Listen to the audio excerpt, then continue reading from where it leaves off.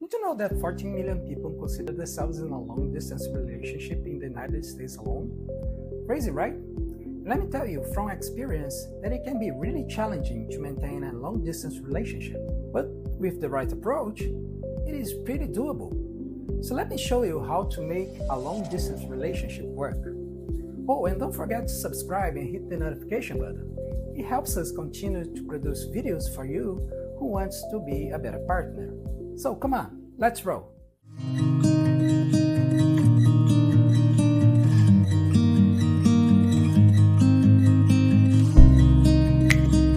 So, what can we consider a long-distance relationship? Usually, that's when two people decide to be together but live in different cities, countries, or even continents, hours or days apart. In some cases, these individuals meet online, through social media, and spend a long time apart from each other, only having technology to help them bridge the distance gap between them. These kinds of relationships have their challenges, from communication barriers to feelings of loneliness. Navigating through these obstacles can be tough, but don't lose hope just yet. I can tell you from experience that it's possible to have a healthy relationship from afar. My story with my wife is pretty long, but basically we met online in 2009. She stated on her profile that she lived in the same city that I did. However, when we started chatting, I learned that she actually had filed her bio wrong and she lived 2 hours away from us. Now, if I owned a car, that wouldn't be a big issue. But not only I didn't have a car back then, I didn't even have a driver's license. So in order to meet her, I had to hop on a bus and spend a total of 4 hours of transportation to see her. So how did we bridge that gap? Yes, with the help of technology. But back then, we didn't have any decent smartphones. So we had to use Messenger on our computers to speak to one another. We did that for about 2 years until we finally got married and moved in together. And even after marriage, she adapted her work so we would spend 3 or 4 days in my city and then she would go on to her hometown to work for the rest of the week. Only after another 2 years, she got a job in my hometown and we were able to live the entire week under one roof. So what are the lessons I learned from those years?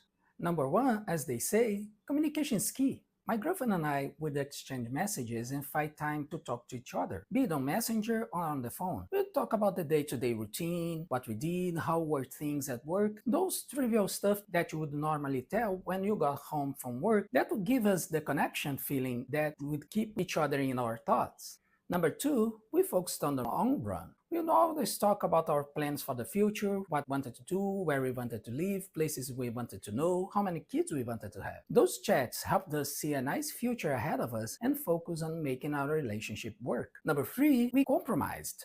We made a promise to each other to try to find work on the other person's hometown and move when we got it. In our situation, we could have tried to live in the middle, but there were no great places to live in between our hometowns. And we would lose any support group that we could have in case we had a medical emergency or had kids. And number four, we focused on what we had to gain if we stayed together. Finding good people to have a relationship is pretty difficult nowadays. There are too many red flags that can make things difficult in our relationship.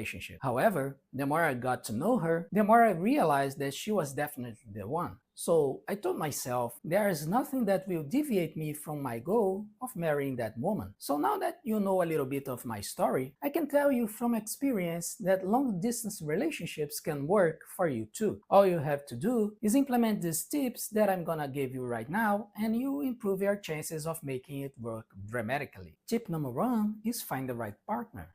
In long-distance relationships, you have to be certain that your partner is worthy of your time. There can't be any red flags that could make your relationship even harder than it could be. We have a video on those red flags. You can check it on the card that we'll place right about now. But basically, you must be thorough with your research. You need to see if that person really is someone who is ready to commit or if he's in this for the adventure. Try to have meaningful talks about their past, analyze their behavior when under stress. Try to see those subtle signs that denounce their true character. And if you see something, anything that can be a major problem in your relationship, don't even bother going into that relationship. Tip number two is to enjoy every second of your together time. Don't spend your precious together time with frivolous activities. Try to create bonding moments that you can build upon in the next days or weeks. My girlfriend and I would always go out for dinner and watch a nice movie. And by God, did I compromise in those those movie choices. But that's okay because she had to watch all Marvel movies with me, and she even became a fan. We also like to have long walks by the lake and talk about our plans, what we wanted to accomplish, and what places we wanted to visit in the future. And of course, we took a truckload of pictures so we could see each other throughout those times.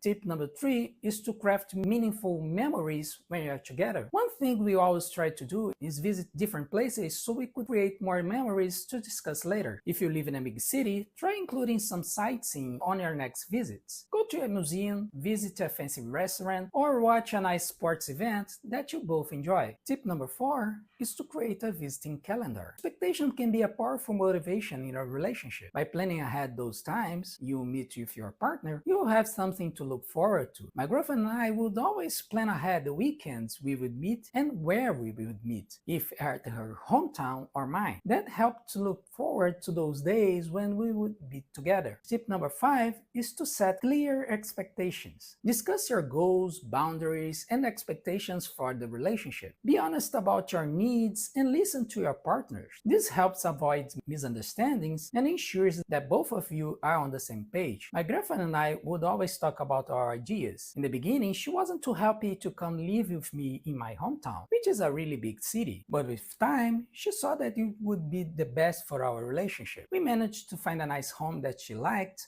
and things just got better from then on. Tip number 6 is to use technology to your advantage. When I started dating, we didn't have smartphones and powerful cameras like we have today, so we use FaceTime creatively. Have a romantic virtual dinner by setting up your phone on the table, stream the same movie, or use virtual reality so you can seem like you're in the same room. The opportunities today are endless, so make sure to use them to your advantage. Tip number 7 is to stay positive and supportive. Long-distance relationship can be tough, but focusing on the positives and supporting each other through those challenges makes a big difference. Celebrate each other's successes and be there during difficult times. By keeping the communication lines open and flowing, you'll be able to sustain your relationship. And finally, plan for the future. Having a shared vision for your future together can help you stay motivated and committed. Discuss your long-term goals and make plans for eventually closing the distance. Knowing that there is a future together makes the present challenges easier to bear. In our case, we always talk about trying to get a job in the other's hometown. We would work to try to shorten the gap. Eventually, my wife was able to get a job in my hometown in 2012, and we were able to finally live together full-time. So, are you or someone you know in a long-distance relationship and have some other experiences that you want to share with us? Please feel free to comment down below. If you enjoyed this video,